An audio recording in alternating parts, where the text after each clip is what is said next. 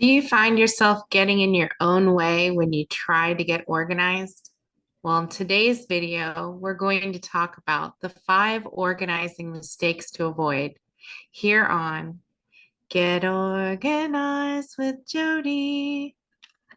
Hi, I'm Jodi Granok, a certified professional organizer with over 15 years in the field.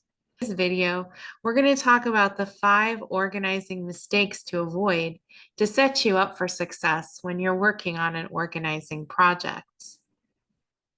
The first potential mistake, fail to plan, plan to fail. Organizing, like cooking, requires a little mise en place, requires a little preparation. What do I mean by this? Well, if I walk into my kitchen and say, well, I have 15 minutes before I have to do carpool pickup, let's overhaul this kitchen. That plan is going to fail. You need to make sure to block out enough time to properly work on a project. Now, that's not to say that a project like organizing your kitchen is only one project. You can certainly break a larger project like that up into smaller steps, meaning one day I might organize the pantry, another day I might work on the cabinets, and another day I might work on the kitchen countertops.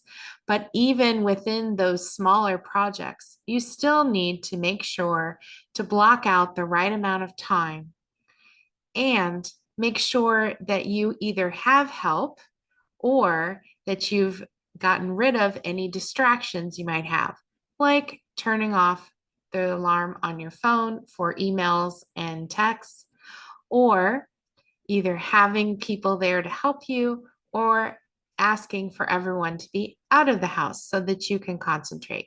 These are all steps you can take to plan for your organizing project. So mistake number 1, fail to plan, plan to fail.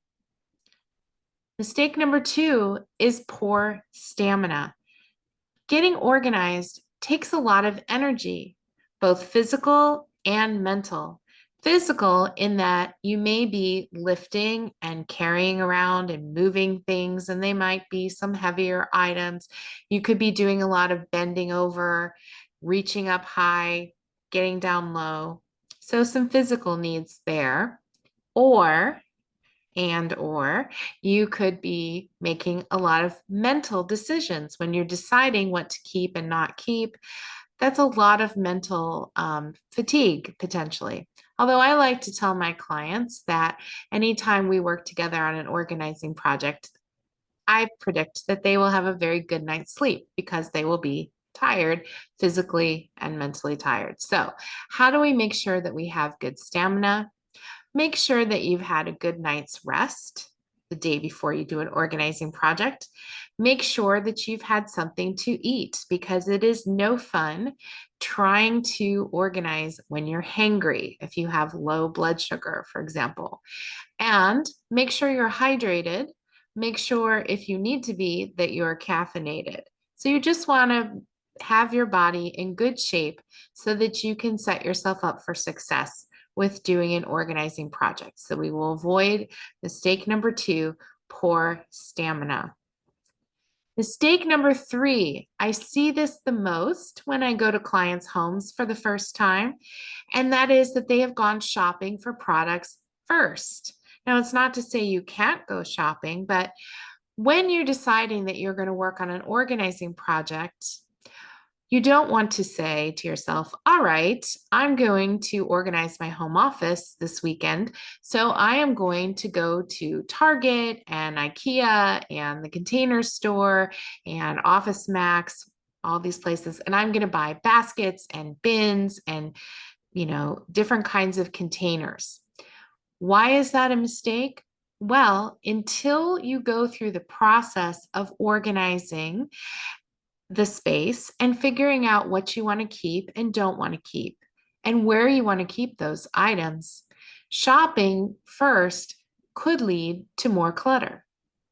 So when I'm working with clients and they ask me, well, what should I go buy before you come over? I say nothing, Because, first of all, we don't know yet what you need. Second of all, when we figure it out, you may already have it somewhere else in the house and we can repurpose it. Once you've done your organizing project and you know exactly where you want to keep something and how you want to keep it, if you feel like some kind of container or object is needed to help you organize that space, now you can go shopping. But you're shopping with purpose because you'll know exactly what color, what size, what style that you're looking for. And that way, what you purchase will not add to any clutter in your home. So mistake number 3, shopping for products first. You got to wait till you've organized your space. Speaking of space, mistake number 4 is filling up every space.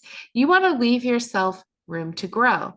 In the picture on the left, that set of bookcases is pretty full and there isn't a lot of room for anything else. Versus the photo on the right, where this person has done a mixture of items within the shelves.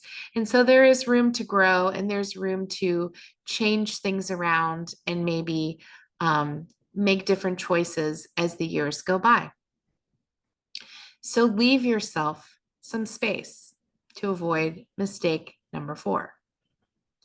And mistake number 5, if you've been to one of my videos before, you may have heard me say this. Labeling is so very important when you're doing an organizing project. So therefore, a lack of labels is a big mistake. Otherwise, you can organize, for example, in these photos, you can organize these toys a million times into these lovely cubicles. But if you don't label what belongs in each cubicle, it could turn out looking like the picture on the left every time your child sits down to play. I remember as a child, I had a pretty strict rule in the house that you could only play with one item at a time and had to put it away before you grab something else. I don't find this to be the case in today's society. Kids like to play with lots of things all at the same time, and that is fine, as long as they know how to put it away when they're done. So mistake number 5 is a lack of labels. Add those labels and it holds everyone accountable so everyone knows where to put something away when they're done. So just to review, the 5 mistakes to avoid: fail to plan, plan to fail. Make sure you block out time for your organizing project. Poor stamina. You want to make sure that you are well rested, that you are hydrated, and that you've had a meal so that you are at your best when making mental and physical organizing decisions. Shopping for organizing products first. You actually want to wait until you've organized an area, figured out where everything is going to go before you know how much you want to keep of something, what kind of product you would need, if at all, because you may be able to go shopping for that container within your own home. Filling up every space. We want to make sure that we leave room to grow. And lack of labels. Labeling holds everyone accountable and shows everyone where things belong so they can be easily returned and things are nice and tidy. You can visit organizingmagic.com for more organizing resources, including our free e-newsletter, which comes out twice a month, and information on our free monthly Zoom webinars.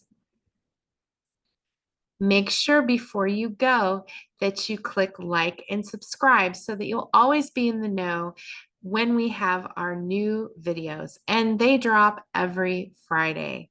So I hope to see you again. Until then, I wish you a great organizing day. Take care.